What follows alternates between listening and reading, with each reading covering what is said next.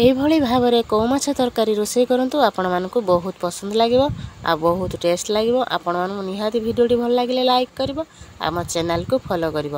ଦେଖନ୍ତୁ ତରକାରୀ ପାଇଁ ମୁଁ 7-8ଟି କଉ ମାଛ ନେଇଛି। ତାକୁ ଭଲ ଭାବରେ ପରିଷ୍କାର କରି କେଳେଇକି ତାକୁ ଭଲ ଭାବରେ ଧୋଇ ନେବି। ତାପରେ ତାକୁ ଲୁଣ ହଳଦୀ ଦେଇକି ଭଲ ଭାବରେ ଗୋଳେଇ ନେବି। କଡ଼େଇରେ ଅଳ୍ପ ସୋରିଷ ତେଲ ଦେଇକି ମାଛକୁ ଗୋଟେ ପରେ ଗୋଟେ ଲାଲ ଲାଲ କରିକି ଭାଜି ନେବି। ମାଛ ଭଜା ଦେଖନ୍ତୁ ଆମର ରେଡ଼ି ହେଇଗଲାଣି।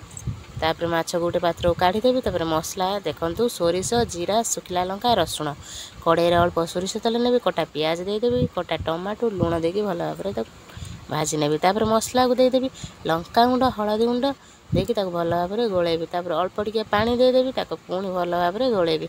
टिके मसला ही आसला आलू कटा आलू को ता संगे देकी भल भाव गोलेदेवी। तापर ता संगे पानी देदेवी, पानी देकी भल भाव टिके गोले नेबी। पानी आमर टिके फुटी गले आलू सीझीगले ता सांगरे माछ को देदेवी। ता सांगरे छोटिया खंडा आंबल को देकी भल भाव गोले नेबी।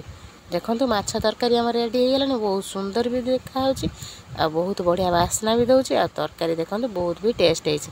आपण माने निहाती वीडियोटी भल लागे लाइक करिवो आ कमेंट करिवो।